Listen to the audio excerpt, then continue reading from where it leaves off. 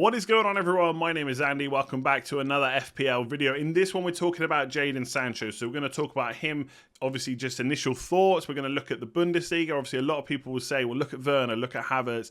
They came, they were a flop, etc. I think that's a little bit harsh, by the way. But we're going to talk through all that. I've got a lot of stats and numbers from the Bundesliga, which I think you'll find interesting. So make sure to stick around for that. And then we're going to put him in a draft and see who do we have to leave out to get him in, and is it worth it? So I'm going to kick off, first of all, just talking about him in general. So he's joined the league, he's come to Man United, 9.5 million, obviously listed as a midfielder. Ownership right now is 5.3%, but obviously that will probably go up, I would say, before game week 1 rather than down. Stats-wise, 20 attacking returns last year in the Bundesliga, 0.83 goals and assists per 90, so pretty decent return. And his XG and expected assists combined were 0.59. So that's really good. You're talking about Foden, Mahrez, those kind of levels, Heung-min Son, etc. And we're going to look in a minute about adjusting Sancho's stats for coming from the Bundesliga to the Premier League and see how he stacks up. So I've got a lot of that to come soon. And obviously Man United's fixtures are quite good. Leeds, Southampton, Wolves, Newcastle, Villa, all in the first 5. I think there's a few grey fixtures in there rather than a sea of green. Obviously I think Liverpool's fixtures are better, for example, but there's no reason why Man United can't score goals against those teams. So I think it's a great run of fixtures. I think it's a good price. I don't think he should have come in cheaper. I do think it kind of counts Rashford out as an option now, to be honest. And at 9.5, it's probably fair. I mean, Son was obviously 10 million, and he's done it in the Premier League for a long time now. I don't think it's a price where it completely rules him out. I don't think it's a price where you definitely put him in either. But I do think he's a consideration. Obviously, he's playing...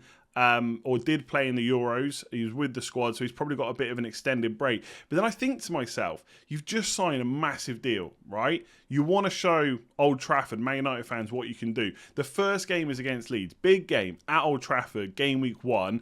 Does Sancho want to miss that because he's on holiday? Obviously, how quickly he gets back to pre-season training will be affected, and how fit he is and available and stuff like that. And Solskjaer might not throw him in at the deep end, but he doesn't then play at Old Trafford until game week 4, the next home match.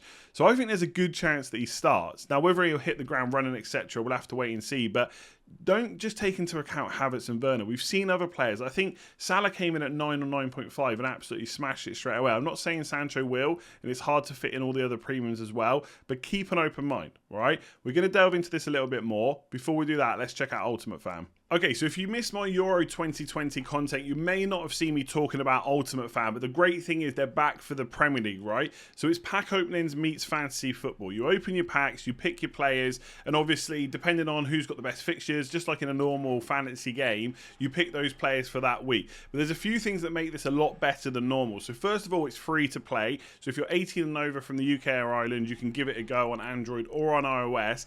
And every single week, there's money up for grabs. So you don't have to pay anything to play, and you can potentially win money. So for game week 1, there's 15 grand. So it's not a season-long game. So if you don't do well in game week 1, maybe you'll do well in game week 2, etc., etc. And there's prizes paid for different positions. So first, second, third, fourth, etc., etc. You can buy additional packs if you want to. There's a subscription service for that. The good thing about this is, so don't think FIFA when you hear that. You can't just go and buy as many packs as you want. You subscribe, small price every single month, and you get some extra packs. So I've already got a few so far in pre-season. Let me show you what I've got. So everyone that signs up is going to get a base pack, right? 10 players to get you going. So you can just open that up and go through. So I've got Doyle, we've got Noble at West Ham, got a few other players from Allsden, Catrone, Lonwick, I think that is, you pronounce it, Collins at Burnley, Morpay, my man at Brighton. He should get some minutes. Rodriguez at Everton should too. Obviously Townsend's now not at Crystal Palace. He's actually at Everton, so that will get changed too. So that's your base pack, right? Everybody's going to get that. But also you've got your gold packs as well. So let me show you mine. Okay, so here's my goal pack. Get 3 extra players in there.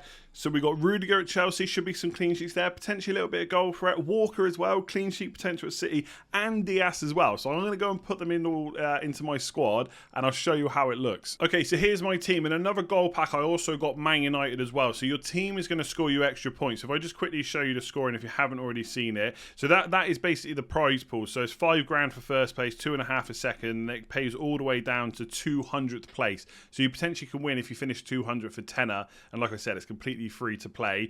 But on the scoring, you get 10 points for a goal, so it's quite goal dependent in this game. And then your team at the bottom, so like I said, I've got Man United. If they win, I get 5 points. So I'm happy about getting Man United in there.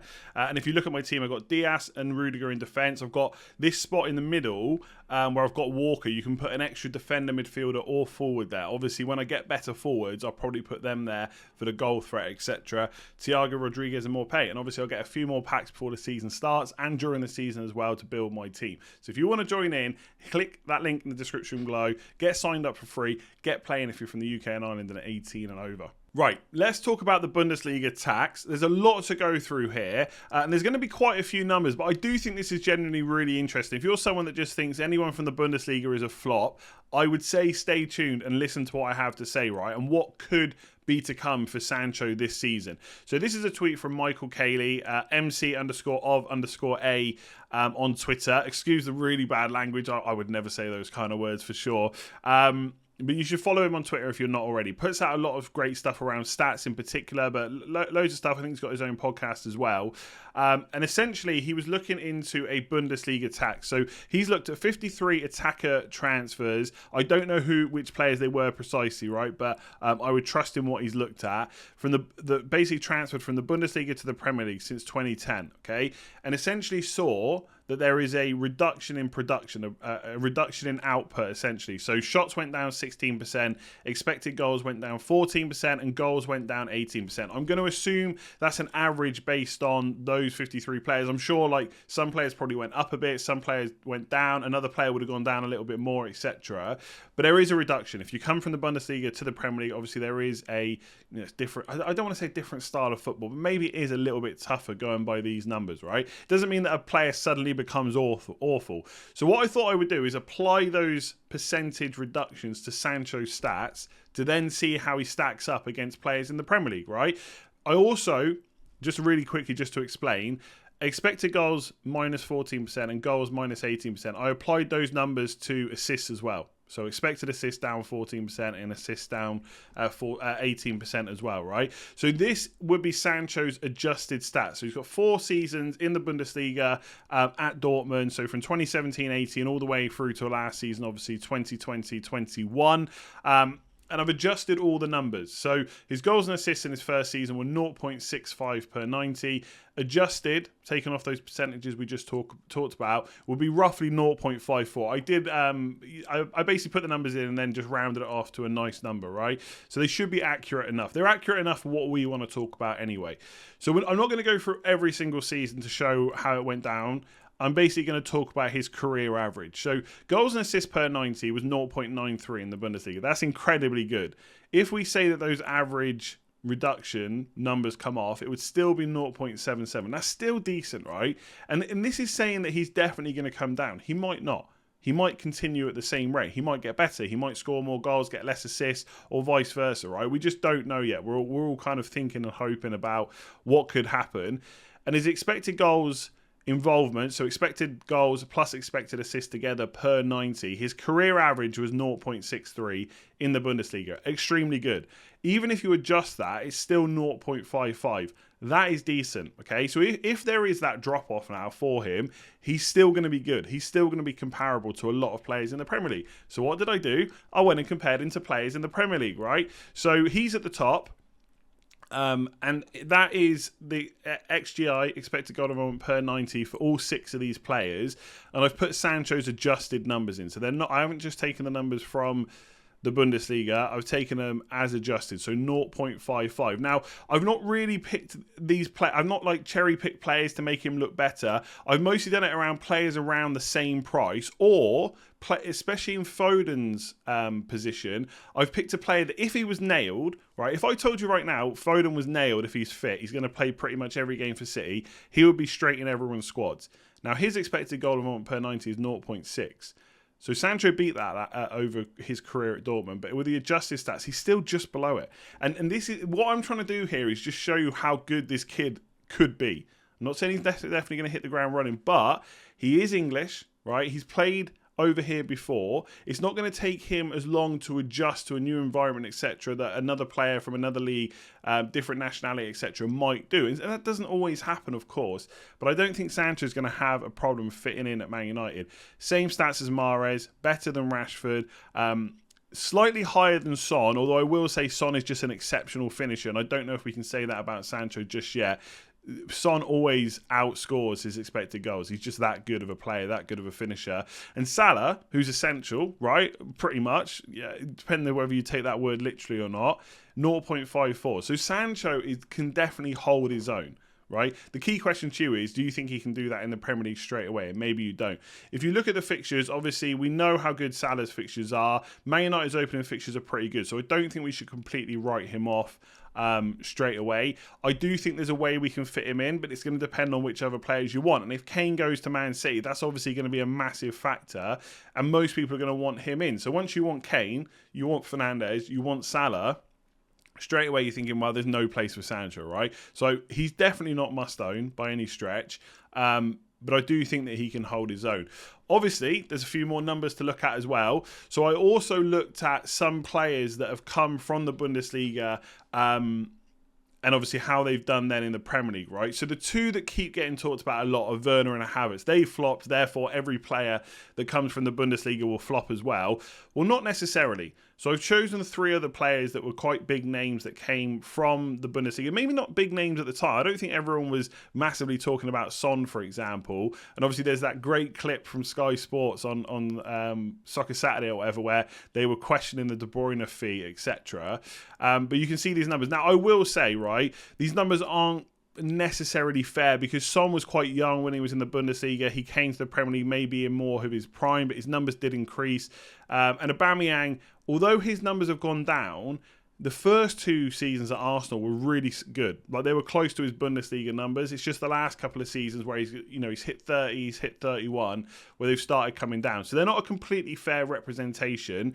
But again, I didn't want to just cherry pick players just to prove a point, right? I chose these players and then I looked at their numbers. I didn't do it the other way around.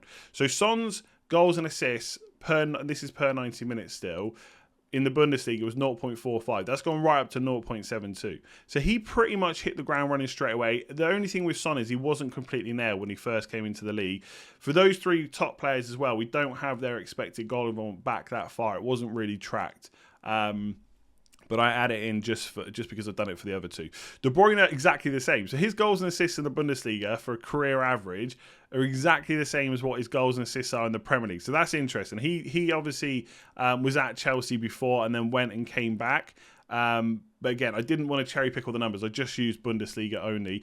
Aubameyang's has gone down, but not by that much. So 0.94 down to 0.83. Still really good. His goals and assist record in the Premier League is decent. You'd probably take that right now. And then you've got Werner and Havertz. So both of their numbers went down. The thing with those 2 is they weren't necessarily always nailed on. And they also had their positions changed quite a lot. I remember Havertz playing off the right, then he's playing through the middle, off the left, number 10. And Werner was on the left sometimes, then he was the central striker, then he was out the team, back in the team. With Sancho, I feel like you know what you're going to get. He's definitely going to start when he's fit. Whether or not it's on the right or left, but he can play on both of those positions. He's not going to suddenly be put as a striker or as a number 10. So I don't know if it's going to be as bad as it maybe has been for Werner and Havertz. But then if you look at their expected goal involvement, because we have that data from the Bundesliga when they played there, for Werner, 0.75 for the seasons that we had. That did go down, but his Premier League numbers are still good, 0.62. Now, I know people are going to sit here and tell me that, well, Werner's just not a good finisher. And to be fair, we have seen some very, very good chances that he just hasn't put away. And I'm not going to sit here and say that stats are the only thing. I'm sure in Werner's head, there is a psychological thing going on where maybe he's questioned himself about whether he can finish these easy chances, but he's still getting into the right positions. He's still getting those chances. And Havertz didn't really change too much at all. In fact, it went up slightly. It went up from 0.45 expected goal involvement per 90 to 0.46. So just because the goals and assists went down a bit, we've only got 1 season of data. I think it's too early to write off Werner and Havertz as options. I would say overall, you are absolutely right to question whether Sancho is needed straight away in our squads. But I think these numbers show, especially for Son, De Bruyne and Aubameyang, they can still be really good. And I think when you look at the comparison to these players, he's right up there. And if you look at actually adjusting his stats, yes, they go down when you take into account that Bundesliga tax, but they're still really good numbers. So this kid is brilliant. I'm not going to pretend that I've seen him very much. I really haven't, right? We've seen brief glimpses of England, maybe the odd appearance at Dortmund as well. But I think he is special, and I think he can just come into the league and light it up. Obviously, the big question is do we go with him or Fernandes? And I think that is a tough question, which we'll try and answer in a second. But he hasn't got penalties, and obviously Man United do get quite a lot, and so Fernandes is still a great option. But I think there is a case to be made possibly to go with both, depending on how you want to set your team up. But let's take a look at some drafts and how we can maybe fit him in. So we're going to put Sancho into our drafts in a sec. We're going to do a bit of tinkering. Just before I do that, I wanted to talk about this screenshot, right, which might look a little bit weird. This is my Game Week 1 team from 2017-18. Now, apologies for the poor kind of quality of the screenshot, because I've taken it from one of my videos I did back then, right? That's how long I've been making videos for. And the reason is, I had this thought when I was on my walk this morning before I recorded this video. I was like, back in the day when Salah first came into the league, I hadn't really watched him, right? He was around the same price that Sancho is now. I got him in my team. Yes, he played quite well in pre-season from what I remember, but mostly because his numbers from the previous league, previous team were really good, right? They were really, really good before he came to Liverpool. And he just looked good. I hadn't really watched him too much, similar to Sancho, and he was around the same price. So then that got me thinking, maybe I just go for the Sancho punt. The reason I went back and looked for the team is because look who else I was able to get in my team. Yes, we got Atsu. Those of you that have been around on the channel a long time will love that. But I was also able to fit in Mkhitaryan from Man United. He absolutely smashed it at the start. I was able to get Lukaku at Man United. I believe that was his first season as well. I was able to get Harry Kane. You may have heard of him. And De Bruyne all in the same side. Yes, I had to put Atsu and Gabbiadini in, but it's much harder to do this now, right? To get all those players in. Imagine trying to put a team with, basically, I don't know, let's say Sancho in place of Salah because they were the same price. Instead of Mkhitaryan, you're trying to put Fernandes in, but he's like way more expensive. Mkhitaryan would have only been like 8 or 9 million then. De Bruyne is like 12 million. And Lukaku, okay, Man United striker, I guess now is Cavani, but Harry Kane's 12.5 as well. So it's all well and good me thinking, well, I had Salah back there, maybe I should get Sancho, but I think it was a bit easier to make a team. And also, we didn't have the likes of Trent Alexander-Arnold, so having a cheap defence was a bit more viable. Now it's way more difficult, although we still had cheap goalkeepers like Foster, like now everyone's got Sanchez instead. So I just thought that was interesting because in my head, I was thinking maybe I'll just go for it like I did with Salah, but it was just different circumstances. It was easier to get these bigger hitters in back then. So this is one of the drafts that I've come up with. This is a 3-4-3. This is by dropping Bruno Fernandes, okay? So you have to have a 4 million defender on the bench, which is Manquillo. You've still got Brownhill, whoever it might be, Gilmore, Bissouma, who cares right now? It's just a 4.5 million midfielder. And Ayling on the bench, who rotates quite well with Lamptey. So by taking out Fernandes, you're able to put in Son, who's got good fixtures, by the way, in game weeks 3 in particular, potentially for captaincy. But also, if Wolves aren't up to scratch defensively, that could be a good fixture. And Palace away is decent as well. You're probably going to have to get rid of him around here, but maybe you can just move on to someone else. And that lets you put Sancho in and still have Salah and still have Trent. So this is a pretty good team. The big question with Bruno Fernandes is, are you going to captain him? And if you are going to captain him quite a bit, he's definitely worth putting in your side. If not, you could take, and risk is the wrong word, but I think it is a little bit risky going without Fernandes, given how good he can be.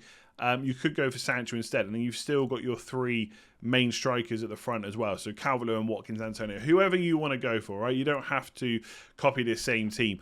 I think if you want to go for Bruno Fernandes as well, which is possible, you've got to move to 4 at the back. Either probably 4-4-2, because Rafinha, I think, is still a good option. Again, that could be Saka, Sarr, Harrison, whoever you want it to be, right? I'm not really worried too much about what the squad looks like right now. I'm just trying to fit Sancho in, essentially. So we put Bruno Fernandes in.